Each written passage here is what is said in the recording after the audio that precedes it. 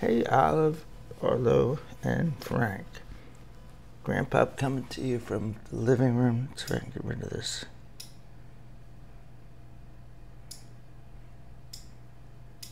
Yeah, let's just leave it like that. Coming to you from the living room in Jack's Beach. We're going to jump back into the book of Exodus, to Exodus 22. Now, we saw a couple days ago in Exodus 20 the great outline of the law, the Ten Commandments. Have no other gods before me, no killing, no stealing, no false witness. Now we're going to have the breakdown of the law will continue. And today we're going to talk about property laws, which are very important today in the United States. We have a country that's built on the rights of property owners and some moral laws. We also are a country, the United States, that is very proud of the fact that we have been a moral people, although quite often we don't live up to that. But this is not a American history video.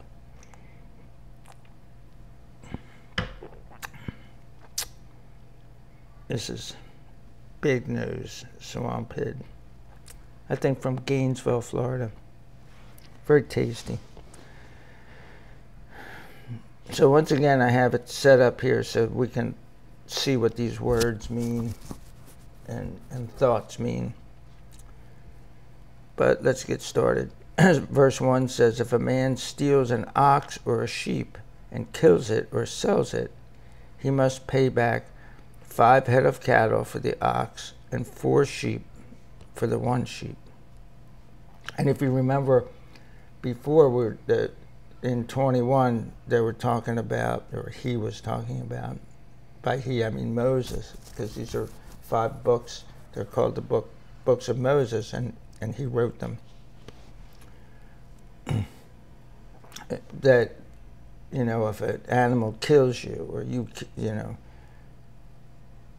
if it's a mistake, or if you knew the animal was bad, and you let the animal out there and it killed somebody, it gored them, then, you know, you could lose your life.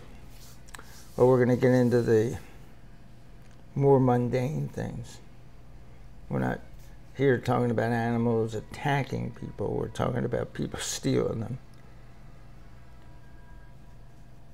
They must pay back 5 head of cattle for the ox and 4 sheep for the 1 sheep. So for some reason, 5 to 1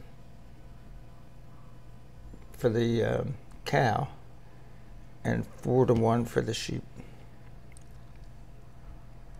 If a thief is caught breaking in and is struck so that he dies, there will be no blood guilt for him. And if you remember, blood guilt is that the kinsman redeemer, the relative of the person who was killed, sets out on a journey to kill the person who did it.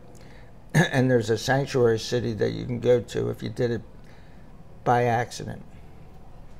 If there wasn't something called the mens rea, the coldness of heart, the lying in wait, the malice of forethought of, hey, I'm going to kill that guy. If it just happened while you were in an argument and you came to blows and all of a sudden the guy's dead, well, you could run to this city, this refuge city, and the people there would protect you.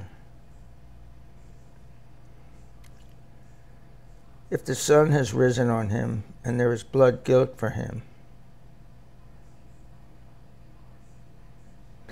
well, let's read this again. If a thief is caught breaking in and is struck so that he dies, there will be no blood guilt for him. If the sun has risen on him, then there is blood guilt for him. So I think what that means, and there's no footnote to that, of course, is that, like, if you go find him the next day, because thieves usually break in, burglars, because that's what they're talking about. Somebody burglarizing your house. They're not really thieves, although they steal things. A thief steals. But a burglary means to surreptitiously enter a private residence with the intention to commit a crime there. And I think the crime, burglary itself is a felony, and I think the crime has to be a felony, but that's from another life a long time ago.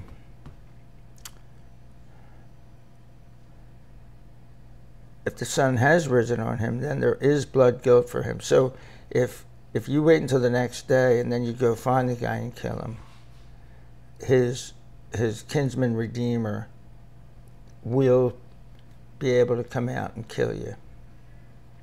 A thief must surely make full restitution.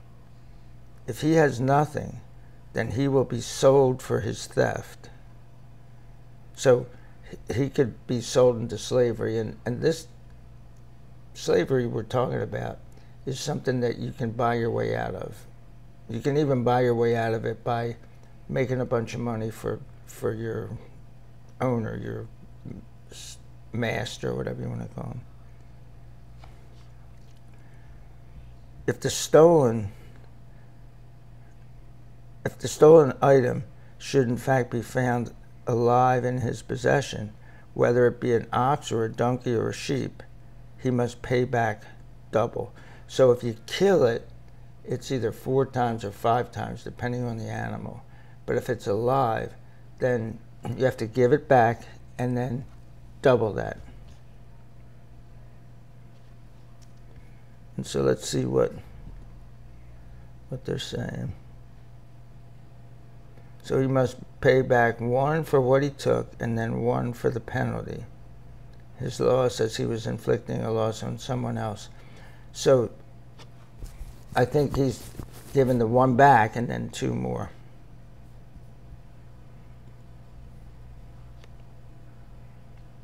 If a man grazes his livestock in a field or a vineyard, and he lets the livestock loose, and they graze in the field of another man, he must make restitution from the best of his own field and the best of his own vineyard.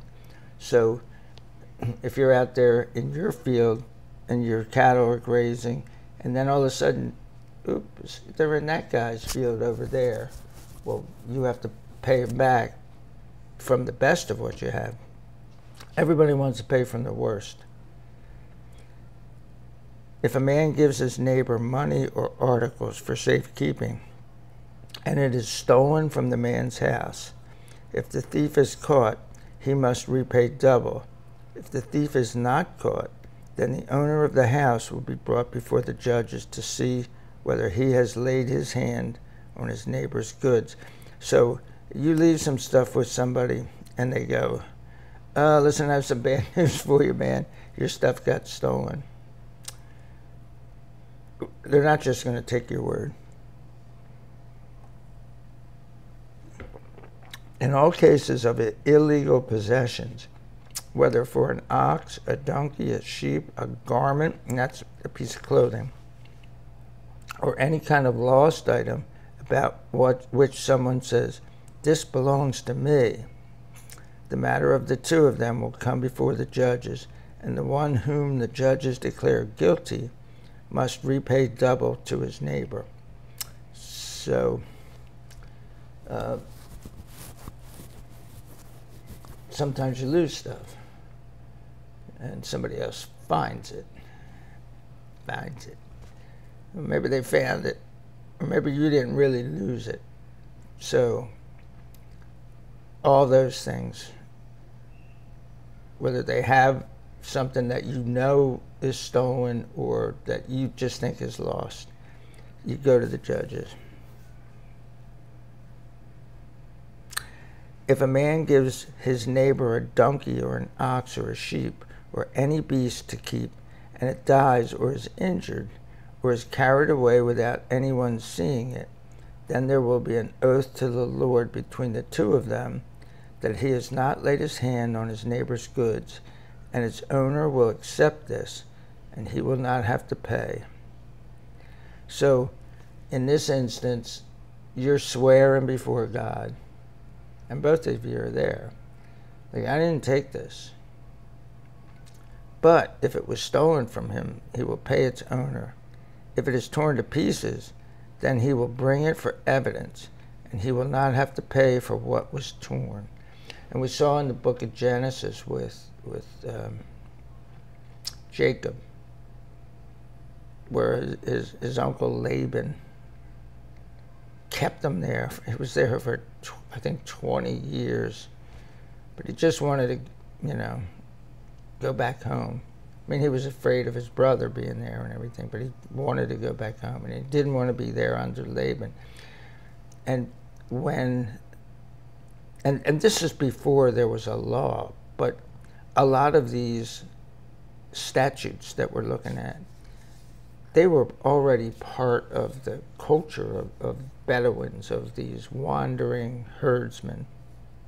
So this, a lot of times, it's just a codification of it. Now the stuff about, I'm the Lord your God, have no other gods before you, that wasn't something that was old hat. But a lot of this stuff was old hat to them. And what Jacob said was, hey, I repaid you. I didn't bring the torn animal to you and say, look, here it's torn. Here you can have it. You can cut it up and eat it, whatever you're going to do. But he would just replace the animal from one of his herd.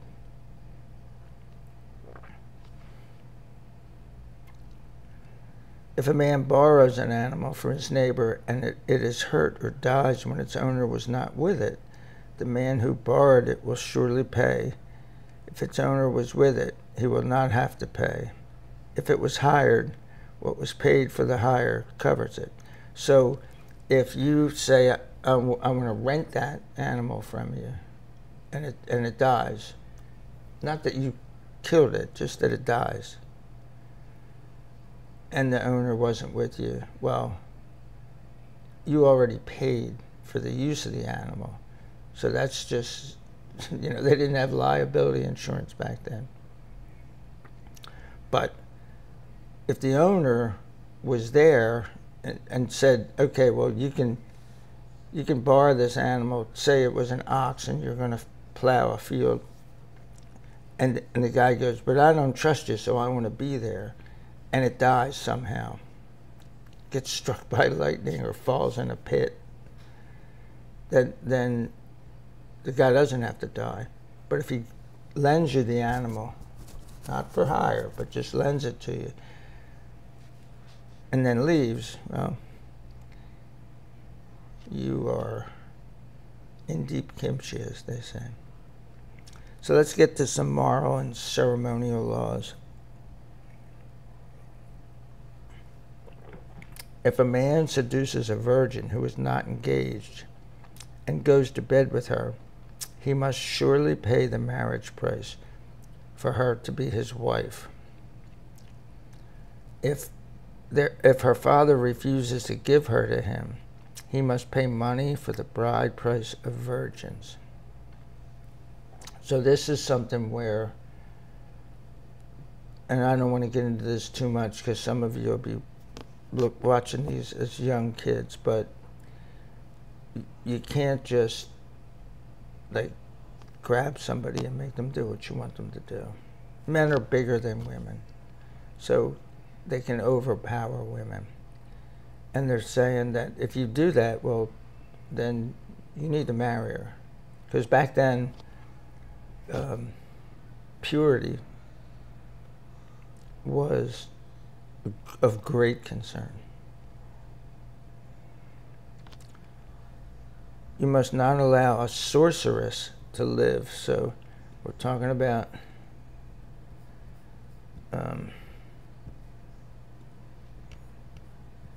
it says that there still were many who wished to follow pagan beliefs and consort with the dead. The sorceress was someone who dealt with drugs or herbs for occult purposes. So this is somebody who's like a voodoo priest. Well, I guess priestess. For some reason, these were women that did this, a sorceress. So they need to be killed. You can't do that today. It's like, you just can't just go like, oh, you're a sorceress and kill somebody. So if you say you want to live a biblical life, you can only live it so much. Whoever has sexual relations with a beast, so with an animal, a wild animal, or any animal, it could be a domesticated animal too, must surely be put to death. So this says, must not allow a sorceress to live, but it's not saying that you kill her. But this is, must surely be put to death. So there were things that you would do if you went in and saw somebody, doing that. You would go to the priest and say, hey, my buddy Bob is doing a bad thing. And they'd bring him in, and they'd say, Bob, you've been doing a bad thing, man.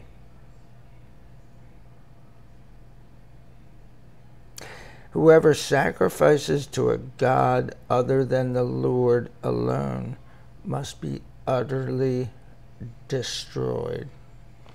So let's see if it says what's different about that. So that's a verb, karam, to be devoted to God or to be banned. The idea is that it would be God's to do with as he liked. What was put under the ban was for God alone, either for his service or for his judgment, but it was out of human control. Here the verb saying the person will be utterly destroyed. No. Yeah, that didn't help me much. Maybe it helped you. You must not wrong a resident foreigner, nor oppress him, for you were foreigners in the land of Egypt. So a resident foreigner means someone who, and we use this word today. There's a big problem going on in the United States, and it's a problem no matter which side of it you are on, that we have people who are aliens in the country, like not aliens from outer space. They're from other countries, and they're in the country, and they're, if you believe one side, they're here illegally, and if you hear the other side, they're refugees who are here. But this is somebody who lives among you. So I'm not going to get into the political part of it, but this is somebody who's a foreigner. They're not from you. And there were plenty of these people that were with them. There were Egyptians and probably some other people who were with them in the desert. And we're hearing this and going, oh, good, I can't be oppressed. And so if somebody oppressed them, they'd go, hey, dude, you shouldn't be oppressing me because you were foreigners, and resident foreigners, really, in the land of Egypt. So you didn't like being treated poorly in Egypt. Well, why are you doing it to me? You must not afflict any widow or orphan. If you afflict them in any way, and they cry to me, and this is God saying this, Moses is writing it, but God's saying it, I will surely hear their cry, and my anger will burn, and I will kill you with the sword, and your wives will be widows, and your children will be fatherless.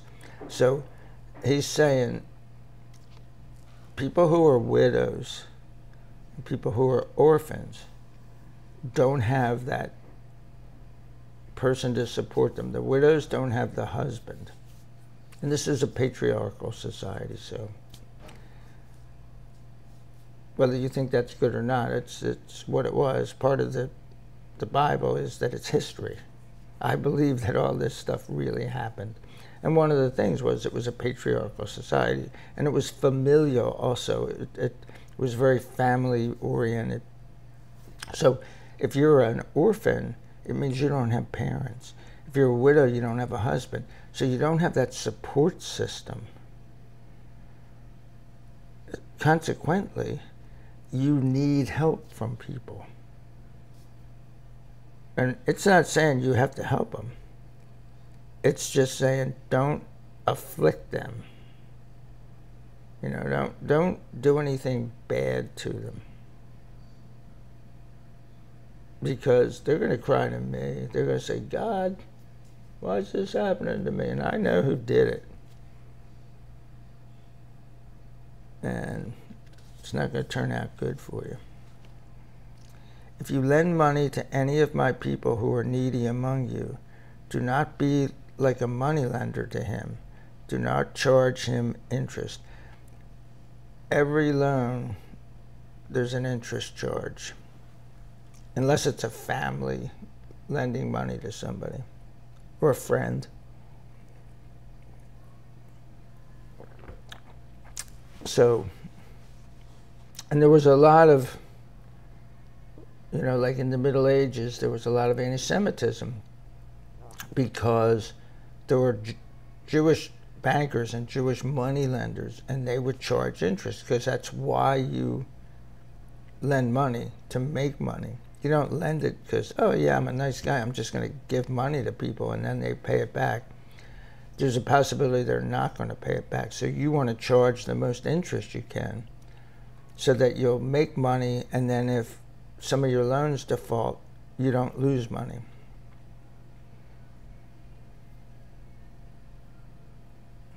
If you do take the garment of your neighbor in pledge, you must return it to him by the time the sun goes down. So they're saying you can't charge interest, but if somebody says, look, I get paid at 3 o'clock, can you lend me $10 and I'll leave my jacket here with you, my garment, and it's winter time. So it's warm now, but it's going to be cold later on. And you go, okay, you know, here's the $10. Well, 3 o'clock rolls around. The guy goes, I don't have the money yet. I'll have it later. I'll have it later. That's fine. You can keep that.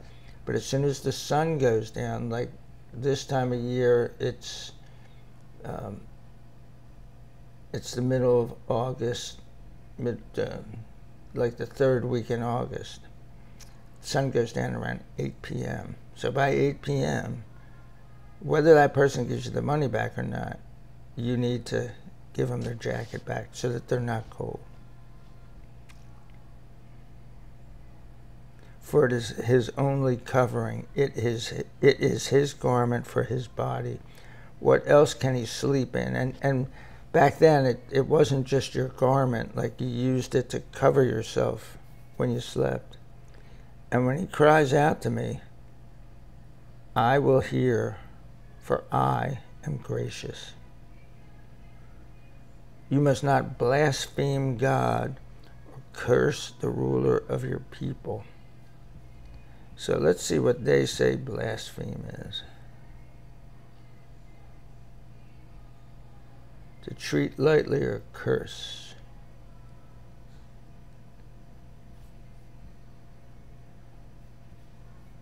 So it's actually, blaspheme is, in Hebrew, is 2 words. Yeah, to treat lightly or to curse God. And by curse, it doesn't mean like people say, God damn. It doesn't mean that. It means if you did damn God, if you said, curse it, you're cursed, God. And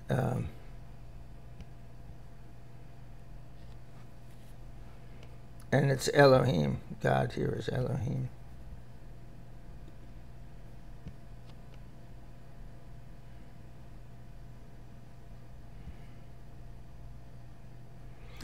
And so you're not supposed to blaspheme God, curse God, but you're also not supposed to curse the ruler of your country, which is, like here, it's the President of the United States. And I'm guilty of that. I've never voted for the the winner in the presidential election, so I never liked the guy who's in there. And this time, once again, we may get a woman in there. We had, in 2016, we had the possibility of a woman in there. I'm an equal opportunity hater of people in authority, so I won't like her either. Do not hold back offerings from your granaries. So that's, like grains are wheat and corn and those kind of things, barley. Or your vats. And vats are, you put grape juice in the vats and then you make wine. You must give me the firstborn of your sons. And that's because God is going to give the firstborn of his son. So he took the firstborn of the sons of Egypt, and he's asking the Israelites to dedicate the firstborn to him. And we'll get into all that stuff. Most of it's in, I think, Leviticus.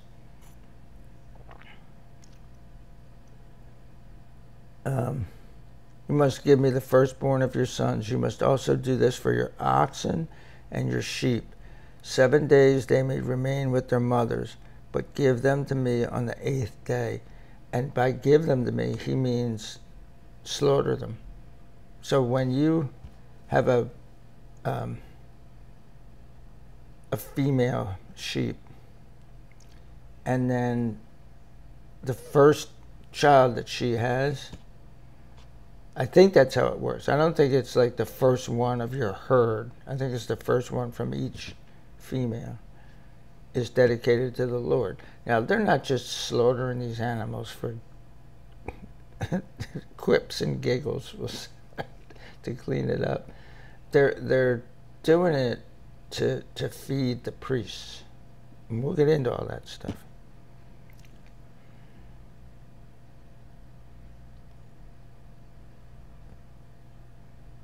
You will be holy. You will be holy people to me. You must not eat any meat torn by animals in the field. You must throw it to the dogs.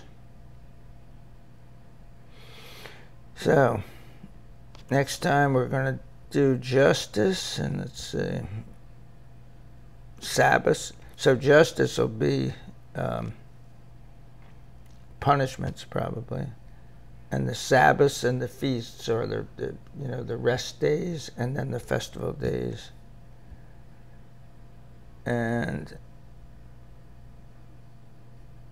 the angel of the presence. I don't remember what that is. Anyway.